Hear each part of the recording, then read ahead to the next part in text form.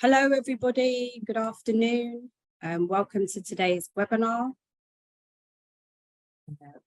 Good to have you all here with me. I will give colleagues a few moments to join. We are expecting quite a large number of people today. If this is your first time joining us on Bravery in the Boardroom, you are most welcome.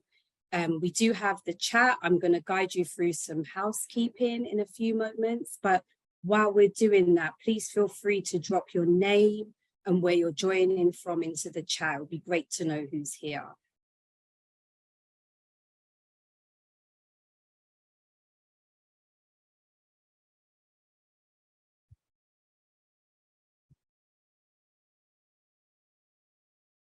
And for those of you who don't know me, my name's Monique Carriel. I'm a leadership coach and consultant. I'm also the co-founder of Bravery in the Boardroom. I will be your host today.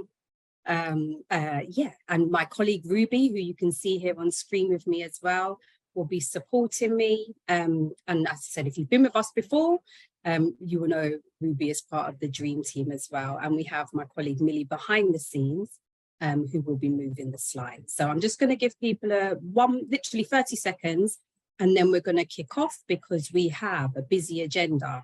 And if you know me, you'll know that I like to finish on time. Okay, so I'm going to set myself that target of finishing on time today as well. Shall we click to the next slide, please? Welcome, Esther. It's good to see you. So, thank you. So just to let people know, this is a full webinar format. So you, as the audience, you won't be able to come off mute or come on camera. What you'll be able to see, and you should be able to see now, is our slides in the middle and myself and Ruby on the side, okay? When the panel joins us, you'll be able to see them too, but you won't be able to see yourselves as you do usually on a Zoom meeting. So I know sometimes people join these and think something's gone wrong. I'm not coming up on camera, but that's why it's a full webinar format. The session is being recorded, so please enable your audio if you're prompted so you can hear us. It's great to see you, Maxine, Jacob, all people are really good to see you here. Interact with us via the chat. Those of you who've been here before know that we encourage that, and you're most welcome, Steph. Good afternoon. And the Q&A. So when we are going to have time for questions from the audience for myself, Ruby, and our panel, if you can put them into the Q&A, it really helps us in terms of being able to find them quickly for you and to put them in when we come to the Q&A section. And if you're not already, please follow us on social media. We are on Twitter at Bravery ITB, and we're also on LinkedIn at Bravery in the Boardroom. And I know a number of you, thank you. Thank you for your support that you are following us. Can I go to the next slide, please? Hi, Jane. I want to speak with you, Jane. I mentioned your name to a colleague, and I hope she's on the call today. Speaking about your role, please remind me, I don't want to forget. Welcome back, Kevin. I remember you joined us last time as well. So our agenda today, I want to give some context just to set. So I'm there whizzing away, aren't I? Today is the Northwest Region Bravery in the Boardroom session. This is our 6th webinar, I believe, and we try to invite colleagues, senior leaders who are working or who have very recently worked in the region that we're talking about. So whilst everybody's welcome to attend, today's focus is the Northwest region. So I will be sharing a few stats from the res to give some context on that. I also want to share a short clip from an interview that I held recently with some board members from Coventry and Warwickshire Partnership Trust, because I think their chair, Jagtar Singh, really encapsulated what the power of diverse boardrooms are. A lot of us here will know that already, but we also have colleagues who say to me, I don't know how, I'm challenged on that. I've got colleagues who, don't see the importance of it, don't see the relevance of it. The main reason we set up and why I co-founded Bravery in the Boardroom is because I am determined, and I don't use that word lightly, I am determined to see boardrooms more representative of the communities and staff they serve. And actually, when we see the power of diverse boardrooms and what Jagtar shares about his board and what has happened, I think he encapsulates it, and I encourage you, we can give you this clip. You can share this clip with colleagues and anyone who you're speaking to says they don't realize or understand why we need to have more diverse boardrooms. So as I mentioned, we'll have our main panel discussion, we'll have the Q&A. I'll also try my best to summarize, and you'll have a takeaway action. And then at the end, we'll share about our new podcast and also our new website. I've picked up a message from Millie, and she said that for everyone, can you please have a look at your chat and make sure your replies are going to everyone and not just the panelists, unless you specifically only want to speak to the panelists. Okay? Okay, shall we click on Millie? Okay, so as I mentioned, the RES. For the colleagues who are not familiar with the RES, we have colleagues from outside the NHS joining us today as well. This is the Workforce Race Equality Standard and the 2022 key headlines that relate to what I'm speaking about, particularly about representation of race in the boardroom. 24% of staff in the NHS, and I use the term BME background because that's the terminology used in the report. So just under a quarter of staff in the NHS are from a BME background. This has gone up slightly from 2021. 13%, so we know this. We don't see the appropriate representation at board level for people from a BME background. This has gone up slightly as well over the last year, but still way below the staff representation percentage. And if we look at executive board members, so some of you may recall from previous sessions that I've mentioned about we've seen a big push and rise in more ethnic diversity in non-executive members, board members. But we're not seeing the same pace of change for executive board members. And this is why I pulled this figure out in particular. So we keep our focus and context there. And in all regions, so all 7 NHS regions, there's a lower proportion of BME people on boards compared to the proportion of staff.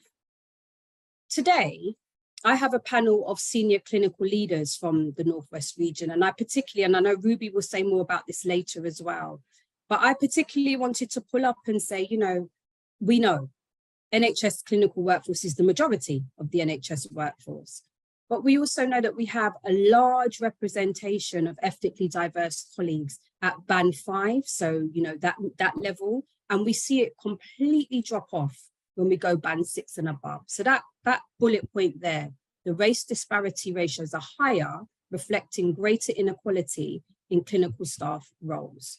And absolutely, look, Maxine is there telling us as well about one person of 42 ICB boards. Welcome, Antoinette, it's good to see you. So let me just click on, thank you, Millie, if we could click on one more, and just bring this to the Northwest region. So 14.8%, just under 15% of staff in the NHS in the Northwest region are from a BME background. Just over 10% of board members are from a BME background, and 6.8% of execs are from a BME background. So when we talk about progression, when we talk about seeing representation in this region in particular, it is very likely that when you progress to an 8B or C or above, you are going to be the only one. You are absolutely going to be the only one. And I speak about that because if you've heard me speak, you'll hear me mention about how do we support colleagues to be in a state of readiness to lead at senior level when you may be the only one. You may be the only one for a while, and you may be stepping into an environment that isn't inclusive yet and isn't welcoming and is quite oppressive. These are honest things that we need to talk about because I think we have a challenge of increasing diverse talent pipelines. We also have a challenge of sustaining senior diverse colleagues in senior roles. And I don't want us to forget that, okay? Okay, can I move us on? So Millie, I think my next slide is, so I mentioned that I had a recent interview with Jagtar Singh, the chair, Mel Coombs, the CEO, and Bao Clare, one of the non-executive directors at Coventry and Warwickshire Partnership Trust. And I wanted to speak with them because this is Bravery in the Boardroom, but I like to talk about inaction. So what's happening, what's changing.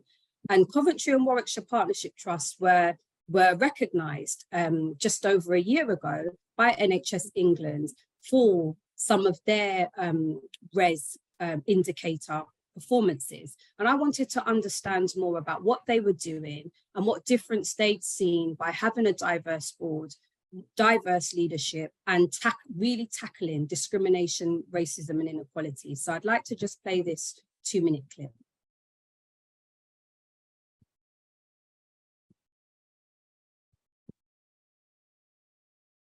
We can't hear it, Millie. I know we could hear it before. Want to try again?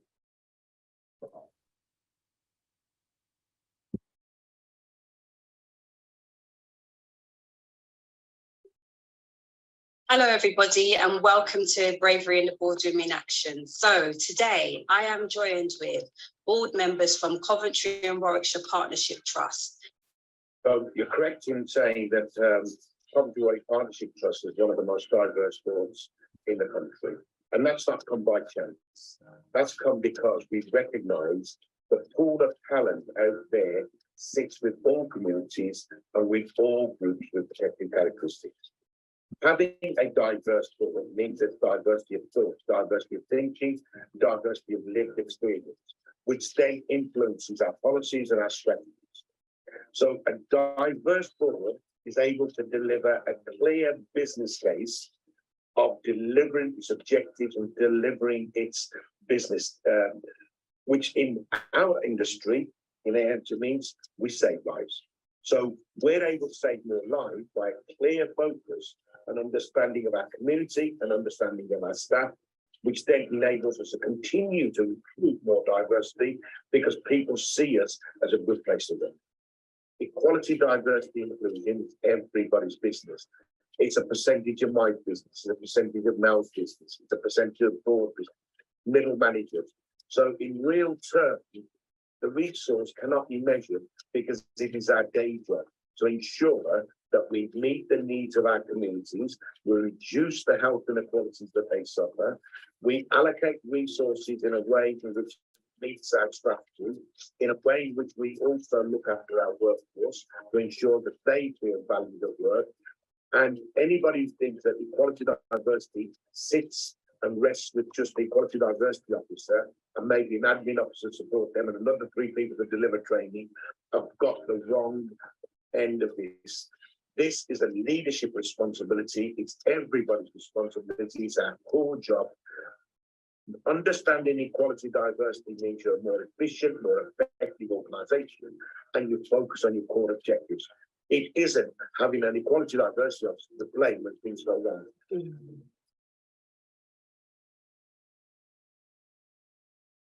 Thank you, Millie. If you could take the slides down for me. So I don't think I've got anything to add to that in terms of what Jagtar shares there. And as I said, we will, sorry, Millie, I think I'm putting you on the spot because I don't know if I remember to share the link with you, but we absolutely will get this link out with the follow-on email. It is on our YouTube channel as well. But I think, you know, I encourage everyone to use that. Like I said, use that clip if you need to and quote and reference what Jagtar says there, because as I said, there's nothing I disagree with. So what I would like to do now is move us into the main part of today, which is our panel discussion. So I would like to welcome my panel guests. So I'd like to encourage Tabitha and Trish, if you can come off mute and come on camera. Welcome today. And I'll just explain to everyone before I ask Tabitha and Trish to introduce themselves, just to also let you know that Rizwan Malik will also be joining us on the panel. He's just been delayed, but as soon as he gets here, he will come into the conversation as well, but we will kick off. So I will go to my left first and say, good afternoon, Trish. Would you like to introduce yourself? Oh, good afternoon and welcome everybody, and lovely to see such a great response to this webinar. For those of you who don't know me, I'm commonly known, I'm Patricia, but I'm commonly known as Trish Hughes, and former Director of Nursing and covering Northern Care Alliance, the Rochdale Care Organisation part. I have worked in a number of senior roles at many organisations and moved in my career because I've sort of taken opportunities and taken risks to get where I am now. Yeah, and it's really, I'm really excited to sort of get started and look forward to the questions. But yeah, well, big welcome everybody. Thank you, Trish. Thank you. And good afternoon, Tabitha. Good afternoon, Monique. Good afternoon, everybody. My name is Tabitha Diamond. And a bit like Trish, I have been around the UK a bit just to get me to where I am. Currently, I'm the Chief Nursing Officer for Morecambe Bay, but I've worked most of my life in Derbyshire Healthcare, which is the mental health trust. I've worked in Nottinghamshire Healthcare as well, which is the mental health and community trust. And I've landed myself a chief nursing officer role within an acute trust in Morecambe Bay. So thank you and glad to see everybody. Thank you. And congratulations, Tabitha, as well, because I think I can still just about say that you're still fairly new in post. So congratulations to you. My I know. third month, Monique. Thank you. Yeah, see, I'm gonna be probing you. You know I am, right? Okay. So I know, and it's lovely to see. Thank you, everyone. People offering their congratulations and colleagues who know you as well.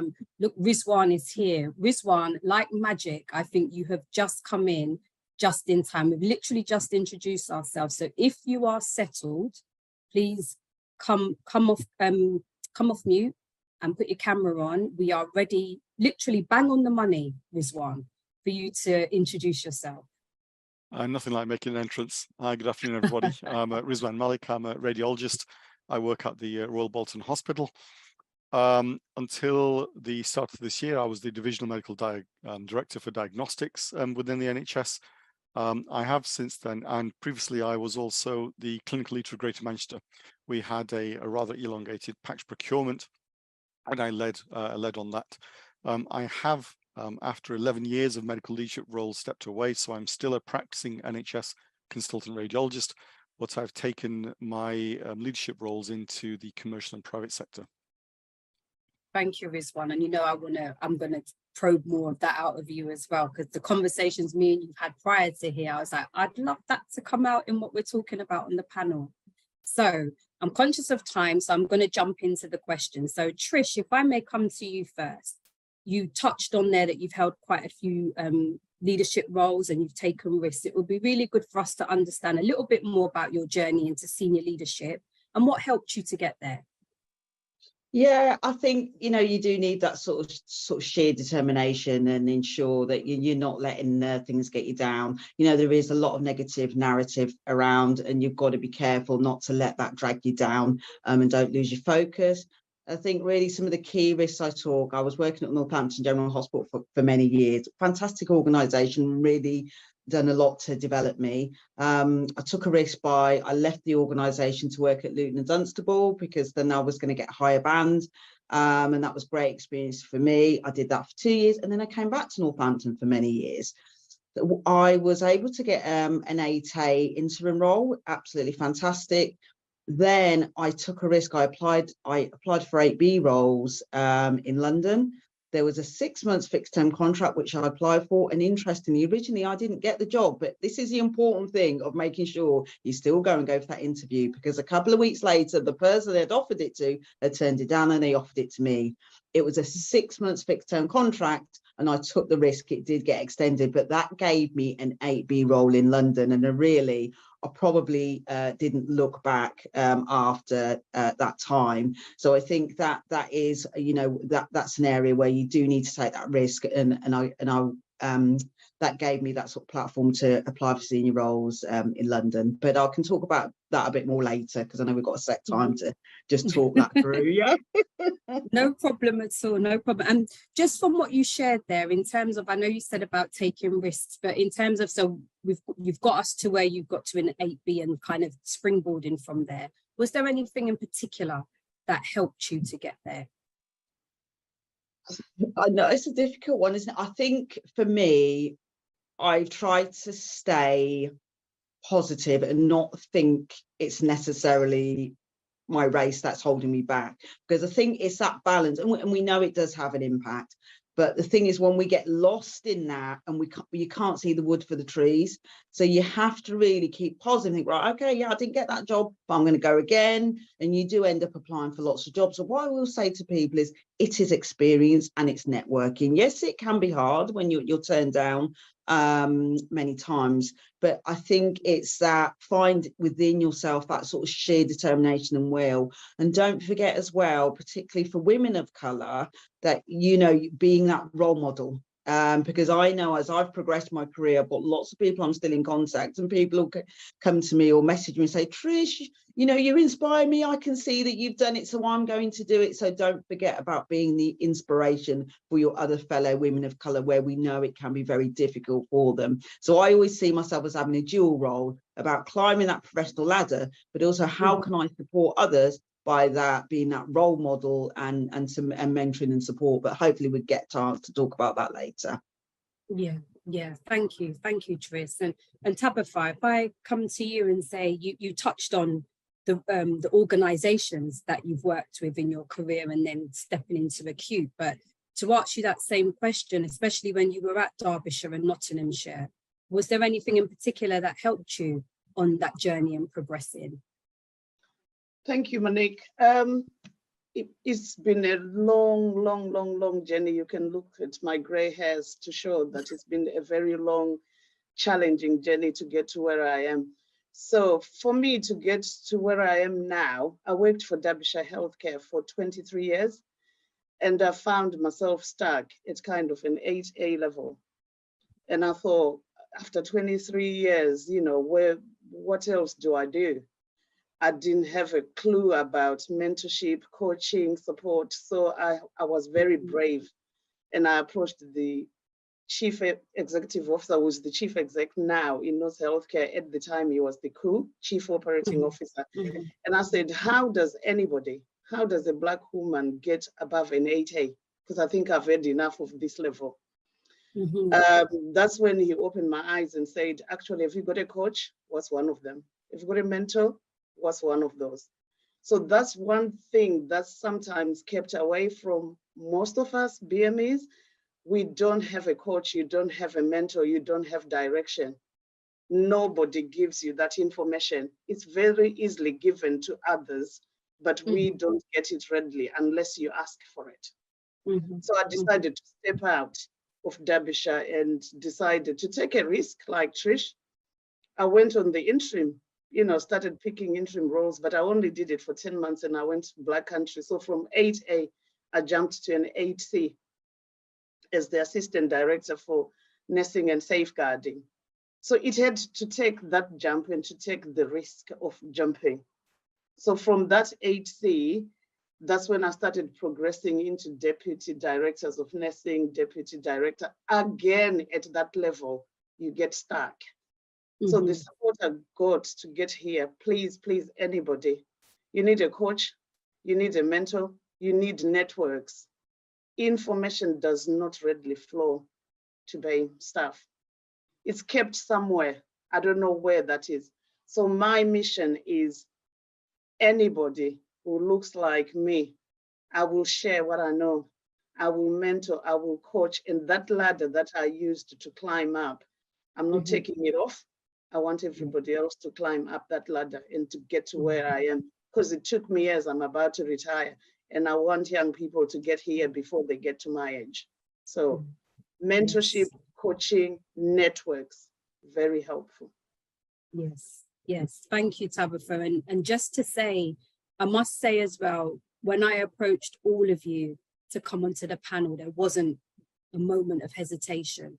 And all of you, and I've spoken with you, you know, your passion, your desire, and your commitment to help others, to lift as you climb, to, you know, to remove the barriers that you faced. All three of you said that so powerfully to me when you said, yes, Monique, I will come on here, no problem. And I really appreciate that. As much as we have conversations where people say, you know, you must lift as you climb, you must hold the ladder out. Actually, people doing it from their heart and having the passion and desire that you all have to do that. You know, I can't thank you enough personally. You know, I can't thank you enough personally. So thank you for sharing so honestly, Tabitha. And Rizwan, if I come to you, because you touched on it, you've had a long-standing career in clinical and medical leadership. It would be great to hear a bit more from you about how you progressed into that and what helped you on the way. So thank you. If you don't mind, can I come in on the very last point that Tabitha's just made? And I know I'm going to be a little bit around the houses, but I think that's really important. I completely agree with you. Mentorship coaches, these were always seen as effects and tools for other people. And let's call a spade a spade. These were tools for the middle and upper middle class white executive folk, not really for aspirant leaders, not really for people of color, not really for any form of minority. And part of the struggle there is, if you want the true benefits of a mentor or a coach, they need to understand what are the things that, what are your demons? What are the things you struggle with? What are the self-imposed prisons that you put around yourself? Because if they don't understand those, how on earth are they going to advise you around them? So I was offered a coach by my workplace. This was 10 years into my career in a leadership role. It was 2 years into my being a divisional medical director. And I'd say that not out of any saltiness, but the fact that someone thought enough of me to offer it. But I was mindful of, hang on, coaching, that's the sort of stuff Gwyneth Paltrow does. What on earth am I going to waste my time doing that kind of stuff? No, we insist you have one. Well, all right, if you insist I have one, then I want a coach who I can at least share these things with, who understands my struggles. And guess what? There wasn't any on the staff or on the books for our trust. So I had to go out and find one who I thought would be appropriate to work with me. I did, and I think he's absolutely fantastic. And I've learned a lot from those sessions. And I think that's part of it. If we do want to promote our minority staff, we have to put the structures in place to challenge them, to push them, to support them in the appropriate manner, which and just by ticking a box, it doesn't work. And again, it's something Trish touched on earlier, which is, so why am I here? I'm not here to, I know some of the things which I say might sound a bit salty. It's not to grind an axe. It's basically to say, I didn't really think all this stuff was for me. I fought quite hard to get where I got to. And I think it's really important to share both the kind of things I did to get to where I am, and also it's very important to not to be seen to pull the ladder up, because we unfortunately do see far too much of that. You get to a certain stage and it's, I'm all right, Jack.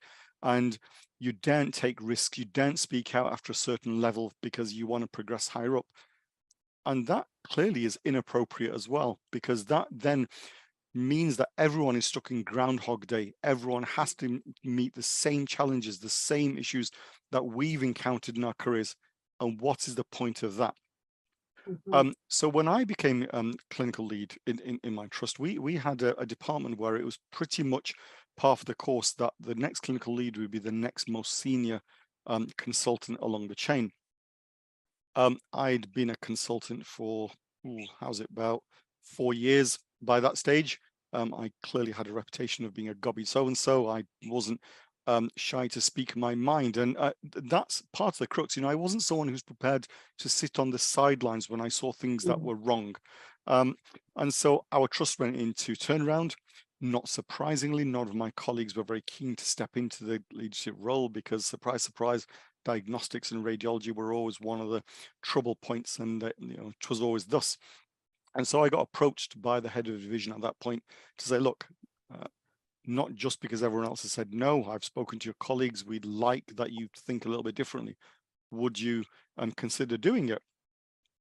And for me, it was, honestly, it sounds a bit cold and analytical, but it was fairly straightforward. Up to this point, I was obsessed with proving to the world that I'm good enough, despite my background, despite being a Pakistani son of a working class bus driver. The old cliches, I lived them, right? And you get so wrapped up in trying to prove despite yourself that you do sometimes, I think, forget these aspects. And, you know, our culture, our race, it's very much an integral part of how we behave and what we are. And so I thought quite clearly, well, do you know what? If I do this and I screw up, well, we're in turnaround and I've only been a consultant for 2 minutes, so that's all right. And if I do something of it, if I can make a fist of it, then perhaps that will mark well. I did it. I thoroughly enjoyed the role. I enjoyed the opportunity. I embraced it, and I was asked to stay on. But even during that time, what were some of the issues that I then became more aware of during it? Some of it was that I caught myself once in a conversation saying, I felt lucky not to have encountered any significant racial discrimination. And afterwards I reflected, what a daft thing to say, to felt lucky to have not encountered something which it should be part of the course we're not doing. I worked in, I still work in a hospital which has, you know, a huge ethnic minority background. And yet I remember going home one weekend because there was nothing for me to eat in the canteen on a Sunday. You know, there was beef something or other, and there were pork chops, which the entire Muslim and Hindu populace couldn't have partaken of. And like every sort of executive or leadership meeting, Fridays were always the best day to have these sort of meetings. And I always had a choice of either I can have lunch when everybody else did, or I can go and find the nearest mosque and actually do the obligatory part of my faith, which was to jump out and find a mosque. And actually, it's taken, well, I've been a consultant for 16 years. Last year, our hospital introduced mandatory blocking of time to not have meetings during this period. 16 years of me trying to talk about it. And why that came about was we had a divisional medical meeting, which we'd invited our chief executive to.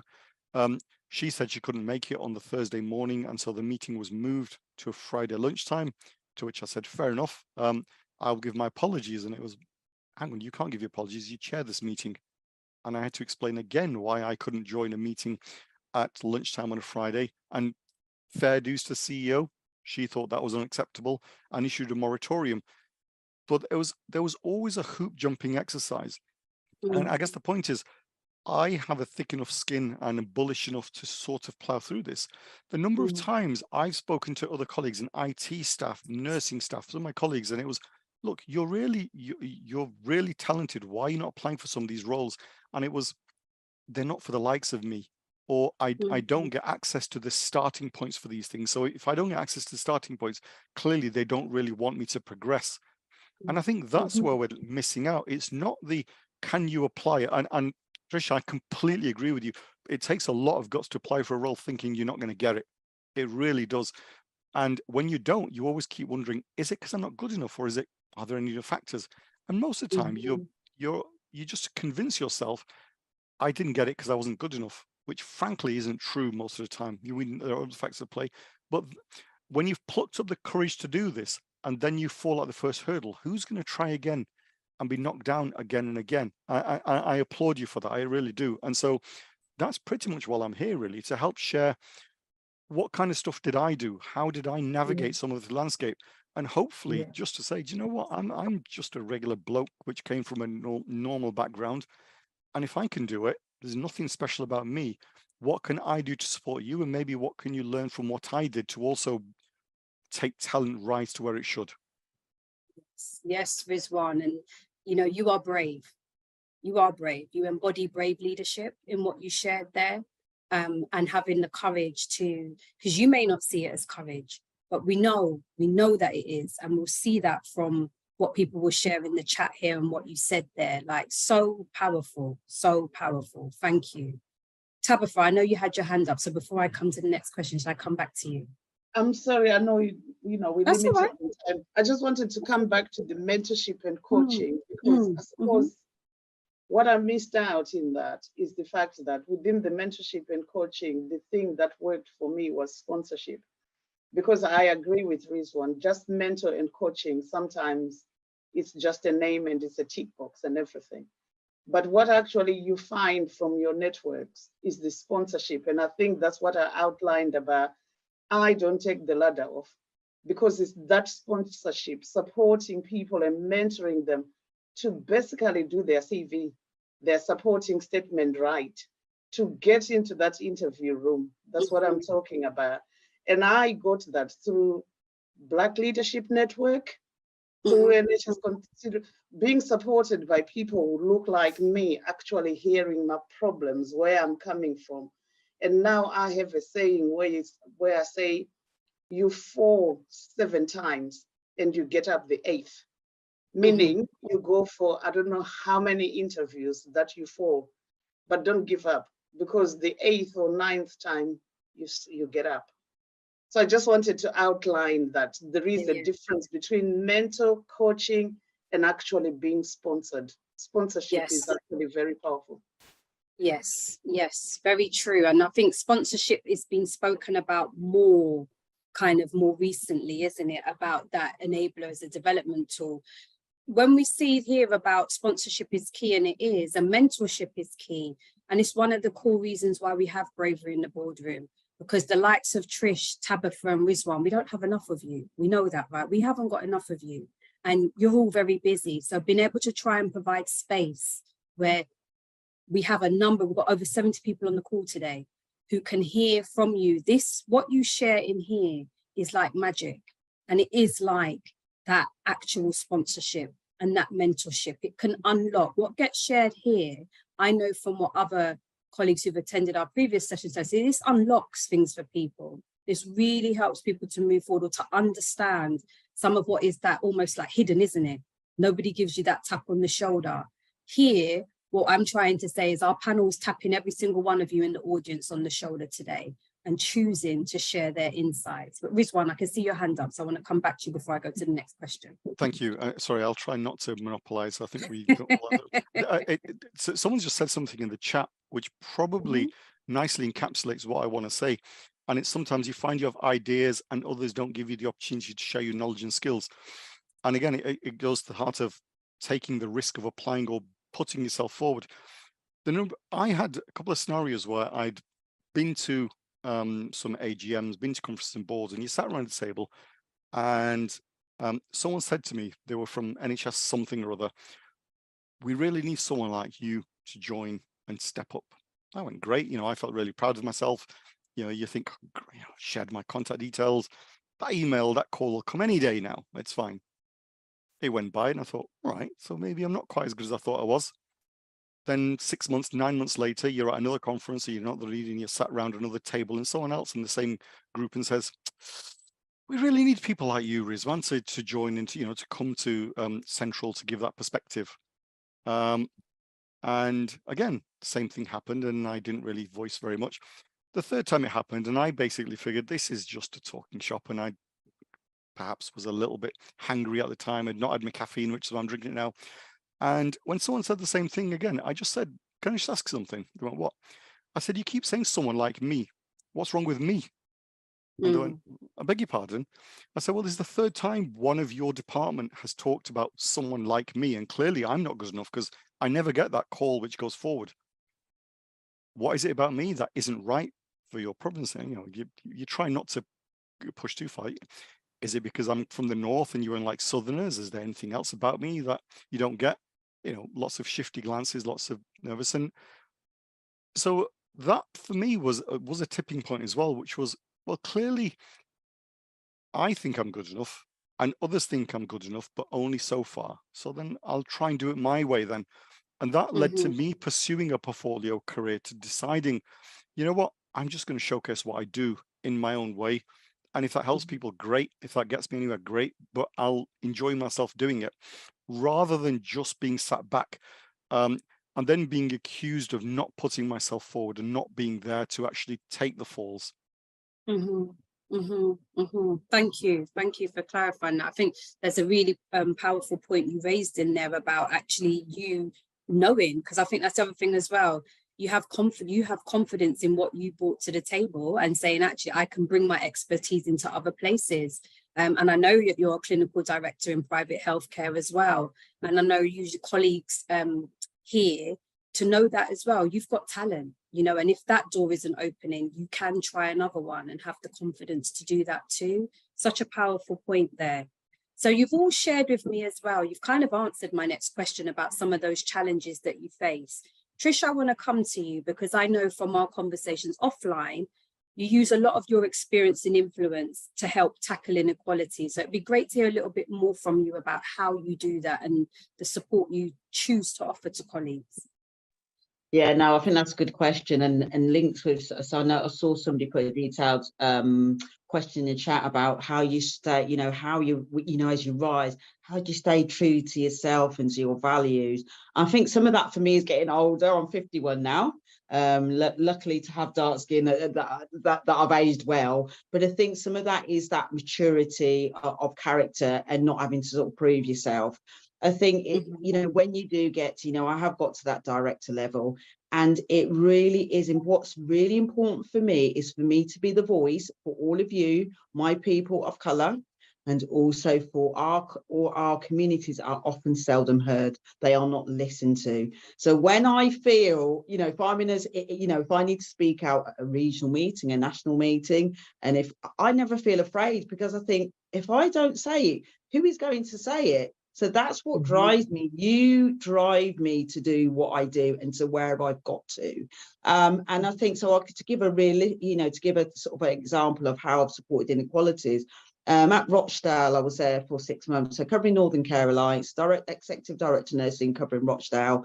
And the first thing I did within a few weeks was make sure I was out in the community with a lovely colleague of mine that was part of the BAME network and a real champion for inequalities. We went out to meet some of the community, the Nigerian Association, and one of our South Asian communities charities, and also managed to speak to some of the Arab communities and listening to see what the issues were for them. And some of the key issues they talked about was struggling to get access to a GP. So that with that, I came back and I spoke to our execs about, these are the issues, these are the challenges, and also be very clever in terms of actually, so if they're not getting access to a GP, if they've got a problem, they're landing up in A&E. We've got an A&E target that they are impacting on urgent and emergency care pressures. So I think when you're having those conversations, when you need, and you're being true to yourself, it's listening to your communities and it's making sure that voice is heard. And it's how you link it with what, with some of the organizational objectives. And what you'll find, everybody, all of your organizational objectives, there should be something around EDI. Both for your patients as a public sector equality duties, there's legal responsibilities about what they should be doing, and we need to challenge. So from a staff's perspective, and I know there's a few of you on the call, basically from the last 20 years when I started to rise, I've always mentored and supported predominantly women of colour, but not exclusively, men of colour as well. And again, like Tabitha said, that I feel that is my responsibility on how I empower you, how I am your sponsor, how I am that support for you, and people will reach out to me, and I will always regularly help and signpost. And that's an important thing for me to do. So I think there is something you need to stay true to yourself and to your values, and do not be afraid. And the thing is, you are doing good. I know I'm doing good. And I think over the years now, I've been in the NHS 30 years, I've got such a network of people across who I know are speaking my name when I'm not in the room and saying about my reputation. So I don't need to prove myself to anybody, because everybody on this call, everybody on Twitter and LinkedIn, you do that for me because I've reached or touched, I've helped somebody. So I think that's, be true to yourself and don't be afraid of doing that. And obviously, you've got our details if we can help. Hopefully that's helpful. No, of course it is, Trish. Very, very, very helpful. And as I said, I thanked you before, but I know we will also share the panelists' Twitter handles and social media handles as well for people to be able to get in touch. But do suck up what you can here, right, today. And this is being recorded. So again, people will be able to share this with colleagues, but also come back to it, not expecting you to retain everything we hear now. So I'm conscious of time, so I'm going to come to Tabitha. A question for you, Tabitha, because at the start, I congratulated you on your 3 months in the boardroom, Chief Nursing Officer at Morecambe Bay Hospitals. It would be great for you to share some insights with us. I know that you are in the minority in your boardroom. What does that really feel like at boardroom level? You've already touched on it, Monique, because it's very, very lonely. But something I've actually picked from Trish when she was talking is about not being afraid, feeling comfortable in your seat, because the fact of the matter, you are a lone voice, because like you say, you are in the minority. So when it comes to decision making, just picture it, you have got a decision to make around your patients, your communities, EDI. It takes a lot for people to buy into what you're saying. So the first thing is remain true to yourself, to your values, what you believe in. Be comfortable in your role and what you're doing and what you want to deliver. Just be yourself. Most of all, don't be afraid. I have spent all my life being afraid of people, so we don't speak, you don't say anything because you're afraid of the consequences. And if we want to be honest, a lot of people who are either on this call or whatever live with that every day, being afraid to speak, because if I do, something will come back to me. I've been there, probably to a certain extent still there. But what helps is just having people around to talk to, having a Monique around there, having a Trish around there to pick up the phone and actually say, you know what, today is a bad day. What do I do? I'm struggling with one thing that I'll throw out there where we are all talking EDI. The thing that challenges is when you're talking about race. We're trying to deal with population health, health inequalities. Race data, you've shown us the figures. It's no surprise to any of us. But when you start saying, let's talk race, I've had so many questions about why is race the most important thing? Why are we all talking about race? Why is it nationally that is the anti-racism strategy, anti-racist this? I have to deal with that every day.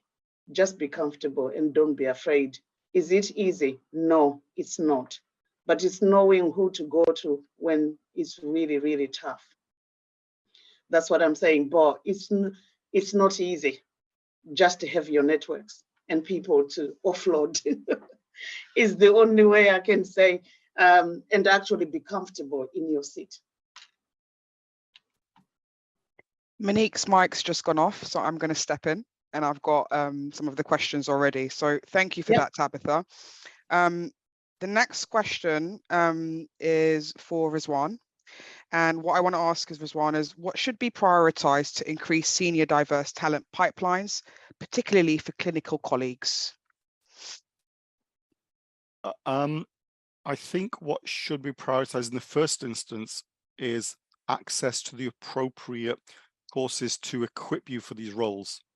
And I don't mean all the highfalutin leadership, this, leadership, that, the simple stuff. I'll go back to an example of something someone said to me actually not too long ago, which still made me think that despite what I'd done and where I thought I was, it wasn't anywhere near high enough. So I got asked about 9 months ago, after a board interaction, which perhaps wasn't as ideal as it might have been. Afterwards, someone said, have you discussed with your coach how you speak? And it was one of those scenarios where by this stage, and again, Tabitha and Trisha, I can only echo with what you said before. You know, when you get to a stage where you think, I don't need validation anymore. I think I've earned my seat at this table, so I will speak my mind. And clearly that was the heart of this conversation. And so I shot back, have you discussed with your coach how you listen? And that was the core of it. You know what, we get told that the structures are ready for us and we don't see color and we don't see this and we don't see that. And yet all the tropes exist. The angry black woman, the aggressive brown man.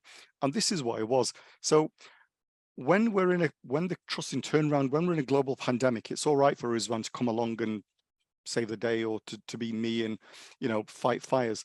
When we're in peacetime, then all those qualities, you know, I'm still rough around the edges, I'm uncouth, I cringe when I'm saying this, but I'm Cambridge educated. It's not as if I don't know how to speak within certain circles.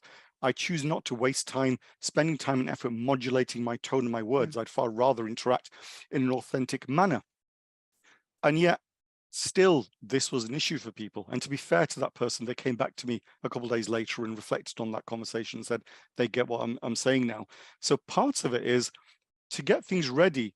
The environments we're going into have to wake up and actually be ready to listen to not just look around and see different colored faces, to listen to different ways of presenting an argument. Otherwise, with that issue is going to exist.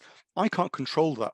What I can control is perhaps making sure that I tick all the various boxes, and you aren't going to be handed those on a platter. So we had our trust thought they were, you know, they are a fairly enlightened place. They put on leadership for clinicians. Great, I applied. Rizwan, you really need to do this.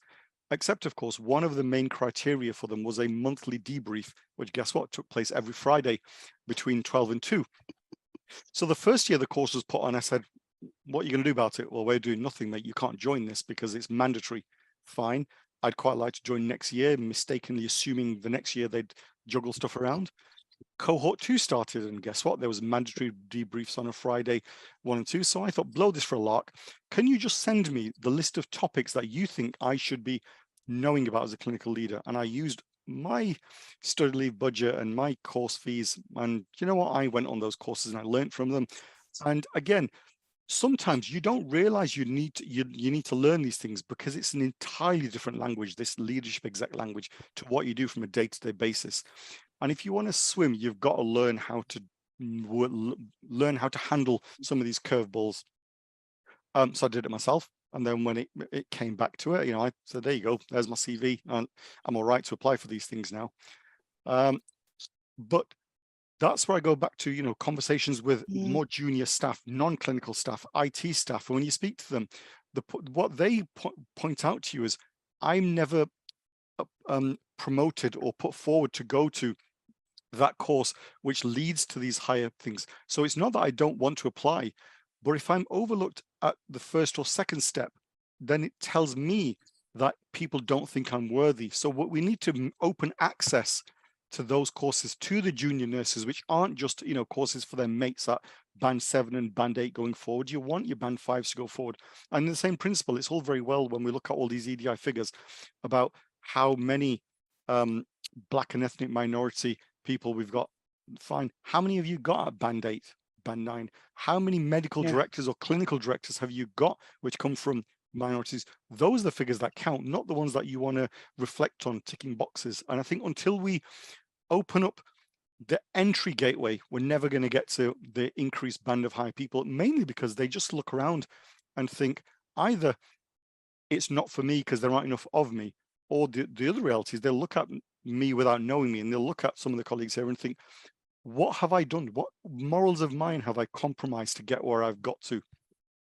And so part of the rationale, going back to the way you speak, is just this.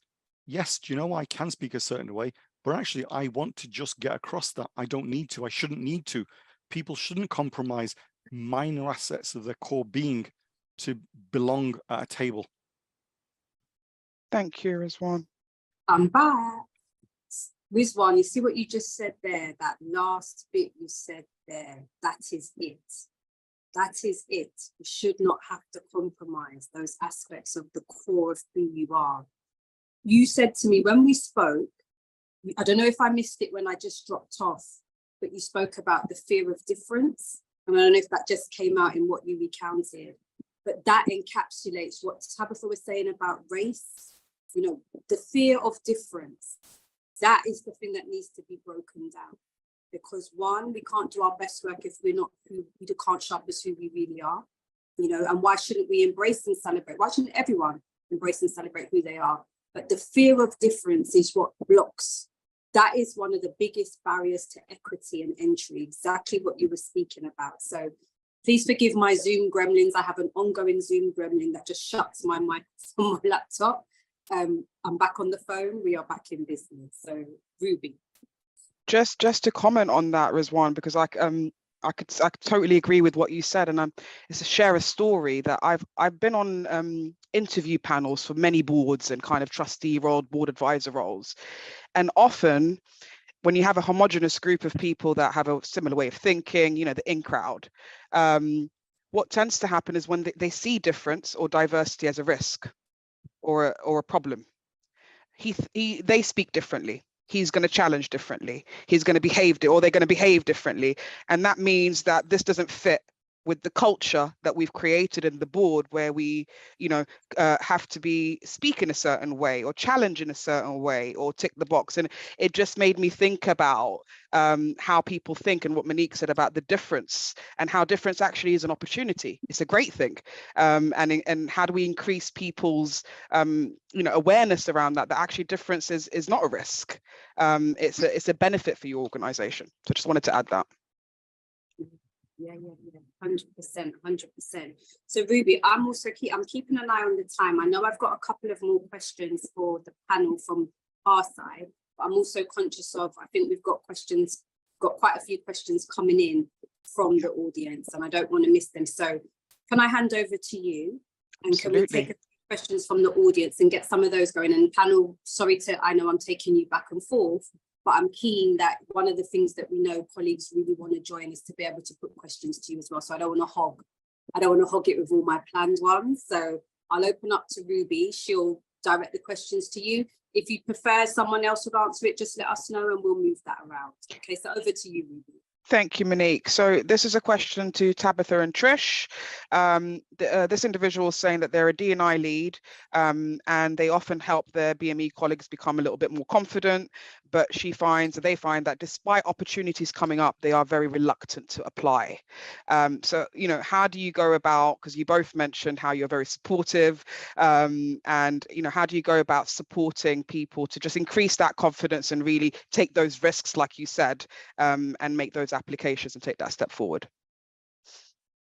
Do you want to go for it, Trish, and then I can support? Yeah, okay. I think, like I've said before, you do have to keep going for it. I'd never get to a director if I did not keep going for it. It is hard to get those knockbacks, but it's part of learning. So I would really encourage them to go through the process. You can support them by going through that job, just like Tabitha says, going through the job description, look at their supporting statement, make sure that everything is as it should, to get them shortlisted, because that's often the big thing, to get shortlisted in the first place. But if they get the interview, they should go for it. If they don't get it, ask for constructive feedback so they can develop. So I would really encourage to go for those opportunities and don't be afraid, because it's a learning process in itself. Tabitha? I would echo that. I did say it earlier, you fall 7 times and you get up the 8th time. So keep applying. You've met us here, and personally, I'm not offering 70 people one-to-one, but if you want to discuss, because I would like to understand what's stopping you. What is it that you are afraid of? And if you can deal with that, then you can apply. Is it the knockbacks that you're afraid of? Is it because there's something missing in the jobs that you're applying? How can we support you to direct you to apply for the things that you're good at, that your competencies link with everything that's specified? So I suppose I'm putting myself out there to say, if this is not enough response, get in touch and we can have a 30-minute discussion of how we can deal with those fears. Don't be afraid. Thank you. Thank you. I've got a question here, and this can go to, they're actually asking for each panel member to give a little brief explanation, but can any of the panel members give a standout example of when a positive ally has made a change to support inclusivity and exactly what that was? An example, Rizwan's CEO stopping him midday for Friday meetings. So can anyone give an example of that? Yeah, I can give an example. When I was at University College London Hospital, and I will name him, Ben Morin, our Director of Workforce at the time, he was absolutely brilliant.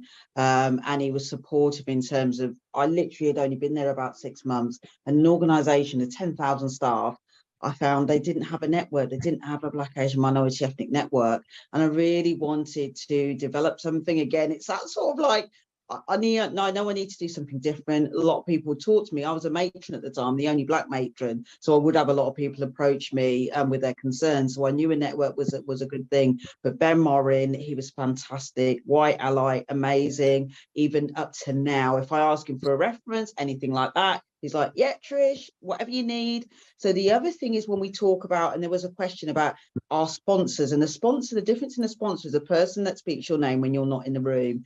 What I would say is they are there. They're there in the organisation. You just need to find them.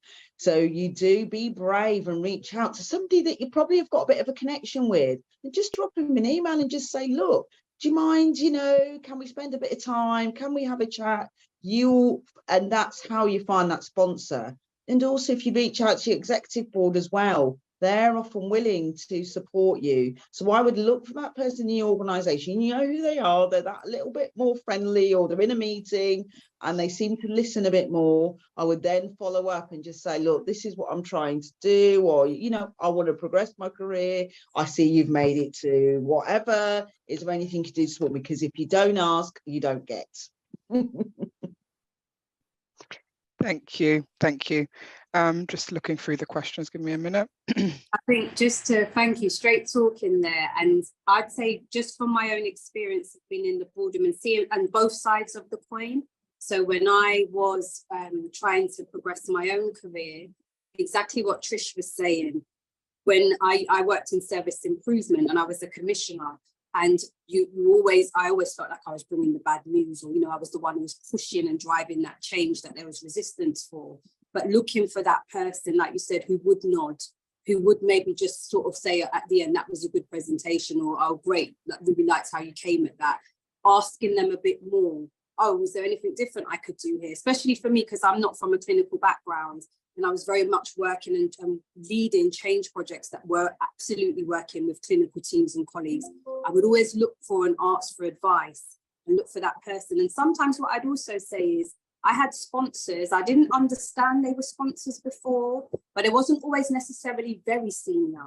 So sometimes they may have been in sort of a mid to more kind of, can you say junior, senior role? But do you know what I mean? They weren't always at that executive level, but they still knew and understood how to navigate and maneuver things. When I became a director, it was very easy for me to say, my door's always open, come and find me. And there would be a set of colleagues who would do that. But I'd also have colleagues who, they'll be frightened. So even though you're saying that as a director, I'm open, you're friendly, junior staff will not come and knock your door often. I used to go out to them, and I heard Trish saying that about going out. I used to go out and go and ask, what do you think? How are you getting on? How are you feeling? So for you, we all have something to offer. So I would just say, as much as there are a lot of you on the call today and you're looking for that support to progress, and I understand that, I'm not dismissing that.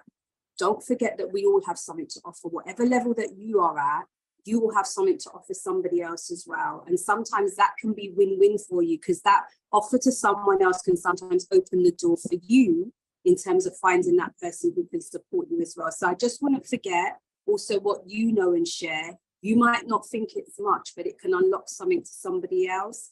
But as seniors on the call, you may be thinking you're saying your door's open, but sometimes you have to step out the door and go and sit next to someone and ask them how you may be able to help. And the last thing I'd say there as well is, don't go for the jugular. You know, like when someone say, can you be my mentor? I need that. And you kind of load it up, and a really busy executive will go, whoa, I mostly can't do that. Sometimes, like Tabitha said, that 30-minute conversation, could I book in a call with you? Could I contact your PA? That 30-minute conversation can unlock so much for you. So I'd go there first and find out, does that answer enough for you? Or do you genuinely still need that full mentorship? Because most people can't always give you the mentorship. It's not because they don't want to hold a ladder out, they just haven't got the capacity. So I think Rizwan and Tabitha got their hands up again. You'll need to help me, because remember, I can't see. I know. So Tabitha, do you want to come in? Yeah, Tabitha was before me. Thank you. I just wanted Ruby to just go and support in terms of like outstanding people, on top of what Monique has just highlighted. For those who are working as nurses, AHPs or midwives in the NHS, there's a program called Getting to Equity. It's led by NHS England. And I suppose in terms of like going to the first question of how I got here, that was another route. Please register on Getting to Equity, because when you're on that program, it makes all the chief nurses who are in the country nationally, if they're part of it, if their trust is part of it, they have got to become a sponsor. So that's another way of getting a sponsor. And check it out, Google it, Getting to Equity, and if you can get on it, get on that program, as well as everything that's been said. Thank you. Thank you, Tabitha. Rizwan, do you want to come in? I do, thank you. I just want to flip a couple of things on the head a little bit, if I may.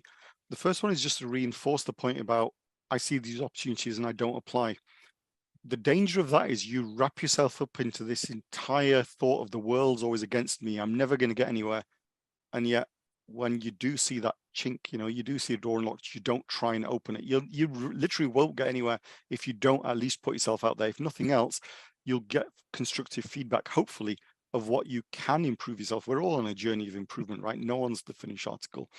And that's the other bit, which is just to follow up on what you said, Monique, mentorship support is something people offer. It's not a right for anybody. And I think, I suspect we've all had some occasions where people will just barge into your lives, demand something, assume you've got there by whatever means, and then it's it's their God-given right to take your time to do it. No, use it. Use everything as a learning opportunity, and people will want to spark off from you. Have the polite conversations, learn where you want. But also, I'd go back to the point I'd made. If you're applying for stuff, if someone can see you have the ambition, the drive to do something, they're more inclined to want to support you from it. Whereas if you're invisible because you've removed yourself from those circumstances, how does anybody know that, there is somebody of talent who they want to nurture, who they want to support? And just the very last thing is, there's no law that says that mentorship support only applies to junior doctors or to band 5 nurses or to the admin staff. We all find ourselves on a journey. We all perhaps see glass ceilings at every level that you do or don't want to get through. And so, we should all look around and support at every level we're at, because who knows what aspirations or potential trajectory someone else could want to get to. And we don't assume that, hey, just because you've got to where you are, you've made it, and now your role is always to talk down it underneath. It is, I think it was Tabitha who made the point, it's incredibly lonely, and it can be very, very frustrating. Having someone who you can vent with, having someone you can share your fears with is very useful, because you know what, they're going to be the friends sometimes who find you under the dark times and G you up and just give you that, in the corner in a boxing ring to, get out there, you can do this. You don't let that get you down. And you go for it. And I think, like I said, the more you attempt, the more people will see what you're trying to do and want to support you in it, because you know what, we've all been there. They'll recognize the struggles, and we'll still see them in ourselves. I'll take it on the chin if anyone would say, well, it's all very well saying that, but you stepped away. Yeah, you get to a point where, your family, your friends have some rights on you. Your mental well-being has some rights on you as well. You can't spend your entire life fighting.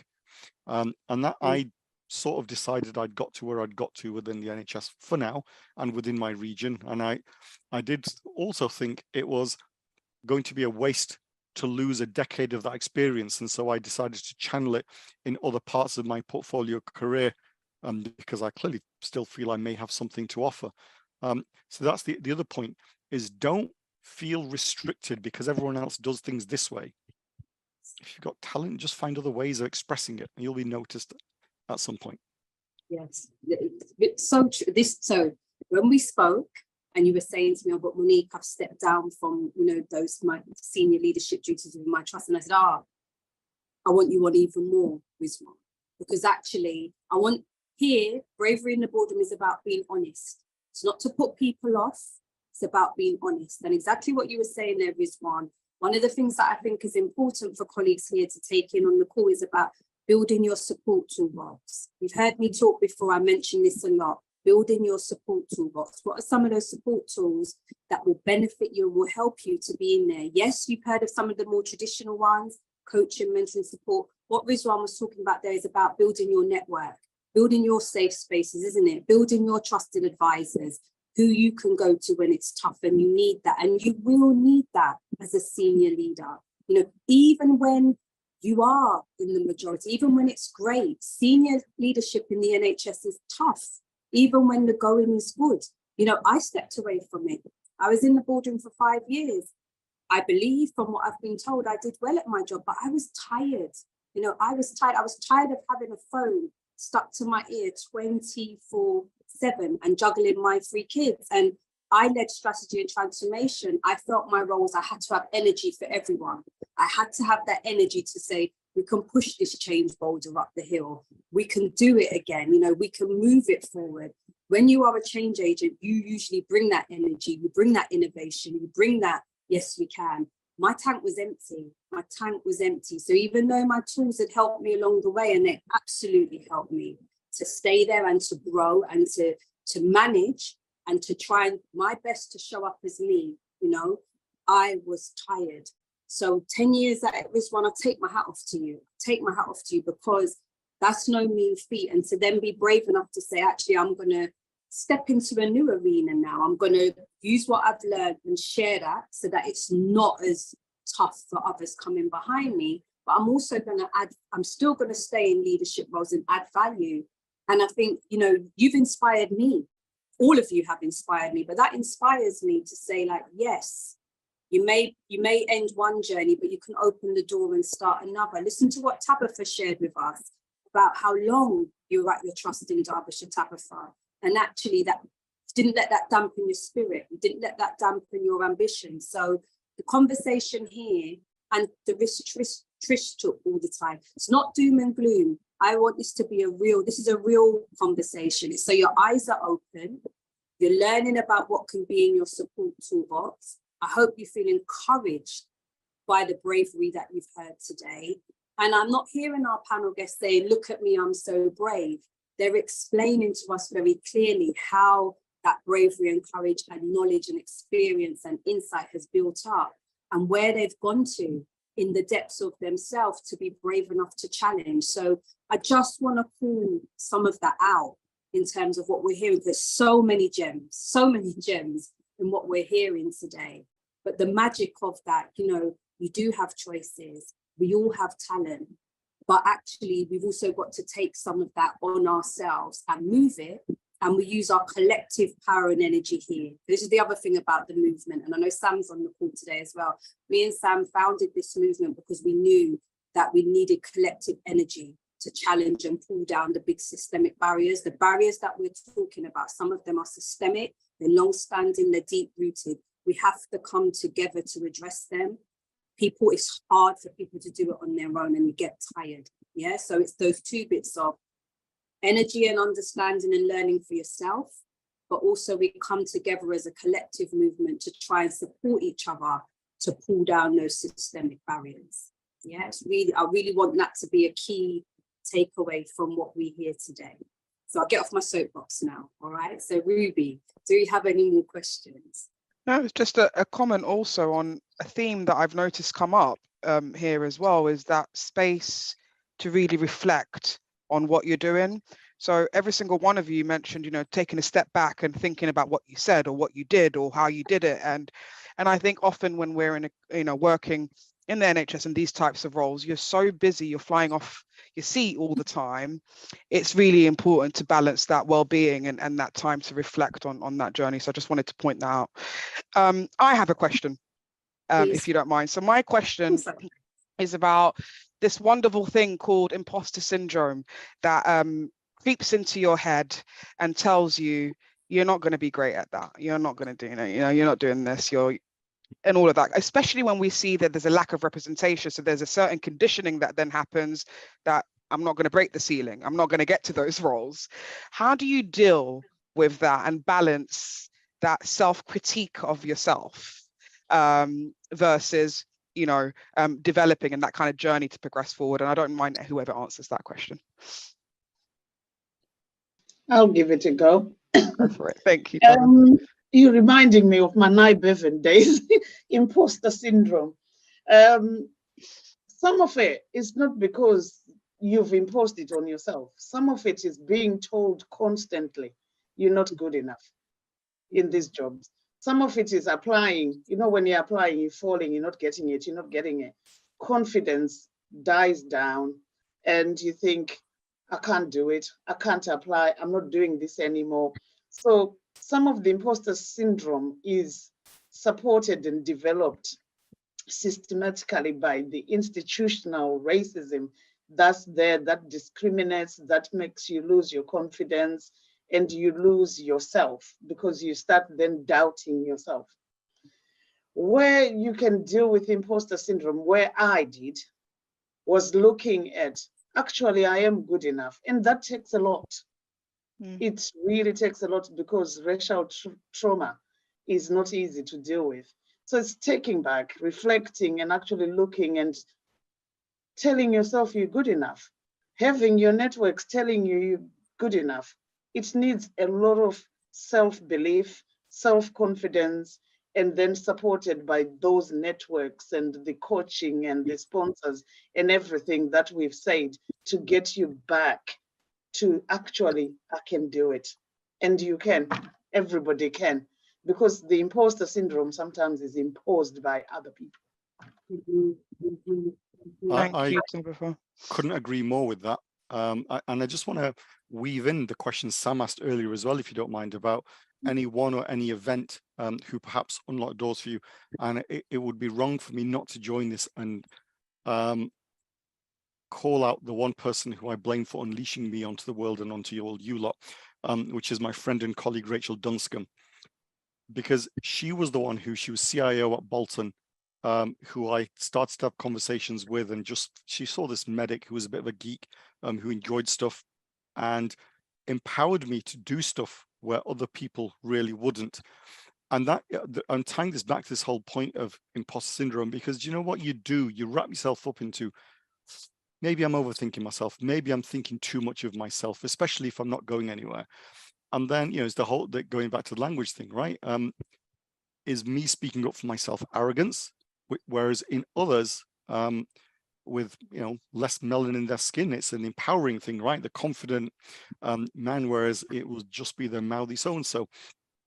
And you wrap yourself up into this, and you always spend, I wasted so much effort trying to prove, as I said earlier, trying to prove to the world that I was good enough. Not even as good as anyone else thought I was, just good enough, whatever enough meant. And when people like Rachel and others support you, you then think, yeah, it's because you're a nice person. That's why you're saying nice things. But eventually, when you're at the table at someone's invitation enough, then and when they go out of their way to support you, you do start thinking, maybe I do belong here. Maybe it is all right. And what was interesting was, again, I go back to my CEO. We used to catch up every 2 months, and so she said to me about a year or so ago, something's changed in you. I went, what? She goes, it doesn't look like you're seeking our validation anymore. And she was right. I think because I'd had enough of trying to always prove myself to these groups of people. And ironically, it's perhaps where I decided, I've had enough of all this. Thanks very much. I'll, forge my own path. It was incredibly liberating, but getting to that point took a very, very long time, and you can't do it without people around you just to speak over the demons in your own head. I would still say I probably have some imposter syndrome. I still wonder, could I do this? Could I do that? I suspect if it goes away completely, you probably do tip yourself over into arrogance, and that keeps us in check a little bit. Yeah. I definitely hear that, and I think speaking about imposterism, speaking about self-doubt, speaking about fears, it's important that we do that, and it's important as leaders we do that. The thing that I would also just connect to that as well is, we're talking a lot, of course we are, about leadership and progressing into senior leadership roles. What I also hear from my colleagues here is about the values you embody as leaders. And let's not forget that we are here to also support people to be brave, inclusive leaders, to lead in the right way.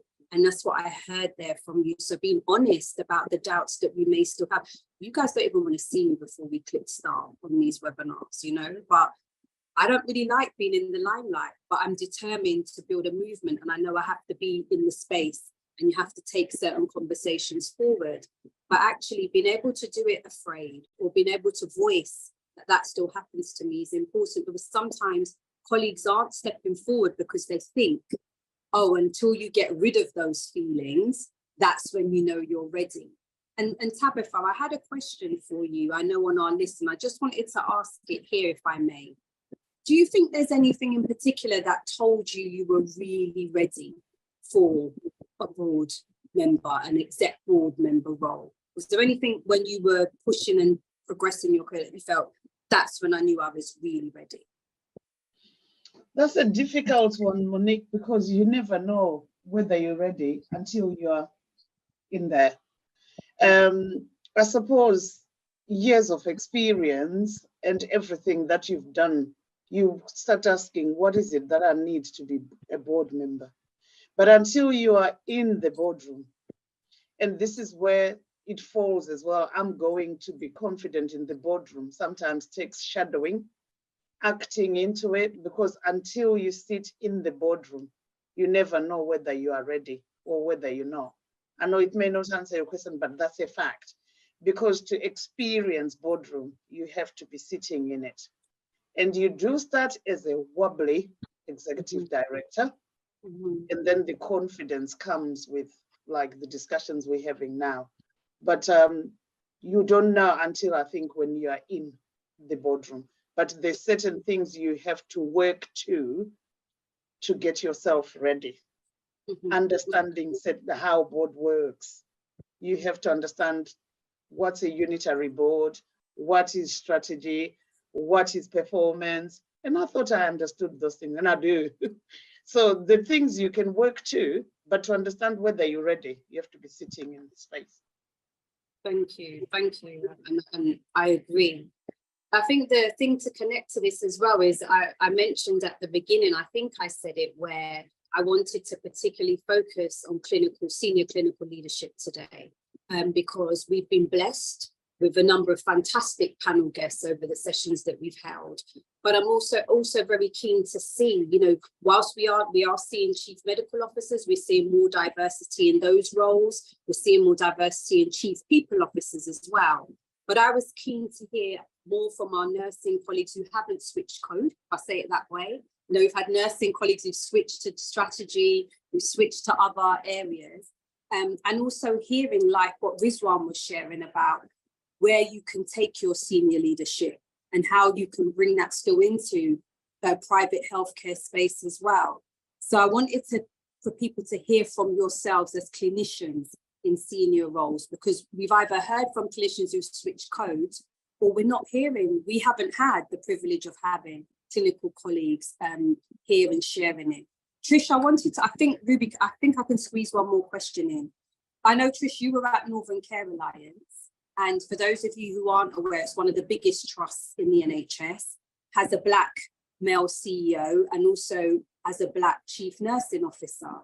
And I just wanted to ask you, Trish, from your experience of being a director of nursing there, what difference did it make to have a more diversified board and having the most senior roles in the organisation held by Black colleagues?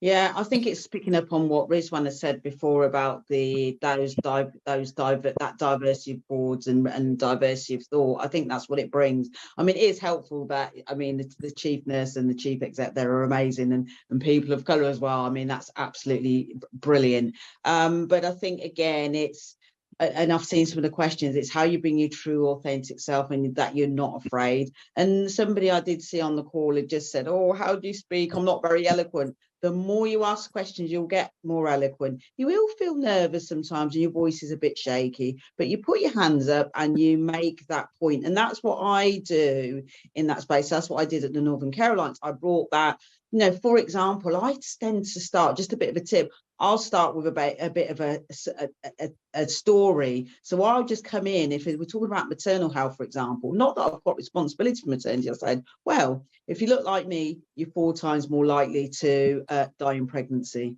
If you look like me, and that absolutely shocks the audience. So that's something about knowing, keeping yourself up to date with what is going on and thinking about some of those issues that we're seeing, those inequalities and health at a start. You start with that story and those ears automatic prick up.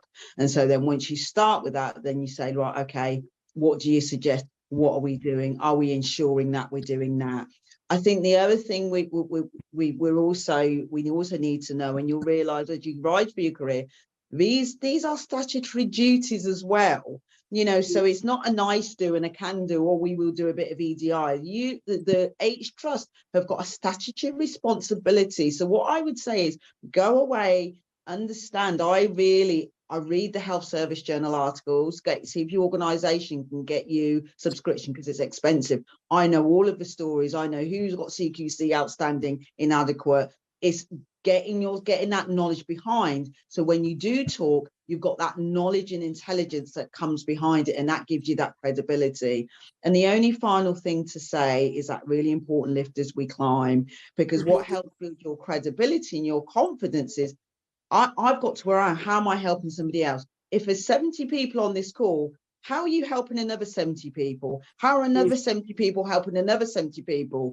Your impact, continue to empower. That will help your imposter syndrome, because your how you are as a person will be spread across the network by the reputation. They say, well, I went to Trish and she did this. I went to Trish and she helped me. So you're already, and then they're thinking, oh, who's this Trish? Who's this Tabitha? Who's this Rizwan? So by helping others, it will help you, and there's always something that you can share. So I think that's the thing for me. And only just to pick up, I mean, again, like Tabitha said, I'm really happy for us to do maybe we could just, Tabitha and I could do a little mini half an hour, little webinar, and more of an open session for you, and that will help cover a lot of the questions and concerns, and we can point you in the right direction. But we can speak to Monique about that. That's something, you know, we'll be willing to do. Yeah, and take some of these conversations forward. Okay, thanks all. Thank you. Rizwan, I can give you 30 seconds before I need to run us down and land the plane. I'll be quick. It was just the very last thing Patricia said, and to be crude about it, if you don't mind. On the one hand, we complain about the strictures and not being given opportunities. Well, then we should create opportunities and create them amongst ourselves as well, exactly in the way you've said, Trish. Look around you, and when you see an avenue for someone, put the name forward, talk about them, get them talked about, because it's the whole thing. If you are going to stand in a room and talk about colleagues, then they're more inclined to want to talk about you when you're not in the room. And maybe by this cascade effect, we'll break through some of these strictures and barriers. Thank you, Rizwan. That's a great point to end on as well. What is it? Remember, our strapline is what is it we can all do to help turn this out now? And I think that's brilliant. And thank you to everyone who has interacted in the chat. It's been, as ever, a brilliant and insightful conversation, and people supporting, connecting, and interacting on the chat as well. Just before we finish up, we've got 4 minutes. Millie, can I come back to the slides? We've got a couple of things just to tell you before we close off. I should also say, everyone, as I said, bear with us. We will also send you the recording of this session. It will come through to you because you've registered. But as I always say, there's action for us all. So what you've heard today, I'd just like you to have this takeaway action. What are you going to start, stop, or continue doing to help turn the dial now? Our panel's been absolutely fantastic. They've shared so much insights, advice, and instruction with you here today. And I think you could pick, there's a range of actions you could pick from there in what they've advised and guided you to do. So what are you going to start, stop, or continue doing to help turn the dial now? And Millie, if we could swipe to the next slide. Okay, so I mentioned at the very beginning, we have launched Bravery in the Boardroom podcast, #BITB podcast. It's a little bit of a mouthful. But what you've also told us from previous sessions is that you absolutely love the interaction with the panel. You can see, though, we never ever have enough time. So what you told us is that you wanted to hear more from a range of leaders who are driving and change and looking to tackle inequalities. How are they doing that? Both from an allyship and change perspective, but also from hearing from our colleagues from ethnically diverse backgrounds and from other protected characteristics too. So if you tune into our YouTube channel, you will be able to access the podcast there. It's also on all good podcast platforms. I think that's how you say it, that you can find it there as well. And we've got a great episode about to come out now with Maramutu Kumarasamy. Colleagues may know him as Kumar. He's the Deputy Coup at Birmingham and Solihull Trust. I had a fantastic conversation with Kumar, so we're hoping to release that episode later on this week. I think we've got 2 more slides, Millie. We have a website. So If you don't want to trawl through the YouTube channel, do hit our website. Liam is posting links in the chat now for you. You can access recordings of all our previous webinars. We're also going to start building the platform out. So again, learning from the insights that have been shared in these sessions, we're going to be starting to release some of the offers of support that we will have available coming through in 2024. We're also going to be going on the collab journey. So you're going to be seeing Bravery in the Boardroom collabing with a number of different organizations and movements, so that, like I said, we are coming collectively together to challenge the barriers and pull them down. So I'm going to be at the APNA NHS conference on the 15th of September. We're going to be running a live Bravery in the Boardroom panel session there as well. Also look out for me. I'll be doing I hope it's going to be in person, actually, another in person. We're going to be collaborating with the Race Code run by Carl George. And again, we're going to have a special panel for Black History Month. So look out for that too. We'll share more information as soon as we get there. I think we have one more slide, Millie, if I'm right. If you do want to post, so if today anything has resonated with you, we always love to hear your gems. What were your top takeaways? What are some of the things you're taking away from here? As I said, I hope the main message is there are two sides of the coin. What we can do to help ourselves, but also where we need the colleagues in the majority and others to help us and move the dial forward. So whatever you took away from here today, please use the hashtag #WeAreBrave and connect with us. As I said, I forgot we're on Insta as well, so because I'm not on Insta, so we are on Insta as well. So please do post, do connect and follow with us. It will be great. And I think our last slide is to say thank you so much. Thank you all for your time. Thank you for your contribution. And thank you for what you're doing, wherever you are and wherever you're doing. What you're doing makes a difference. It really does. So a big thank you to our panel. You know, thank you for your contribution, your honesty, and your inspiration is what I would say as well. Thank you to Ruby, Millie, and Liam as well for making sure we run smoothly. And I look forward to seeing you all soon. Take care, and thank you so much for being here. And I think we are done. So we will close the webinar. Panel guests, I will drop you a message in the WhatsApp. All right. So take care, everybody. Thank you. See you later. Pleasure meeting you. Bye-bye. Take care. Thank you. Bye-bye. Bye. Bye.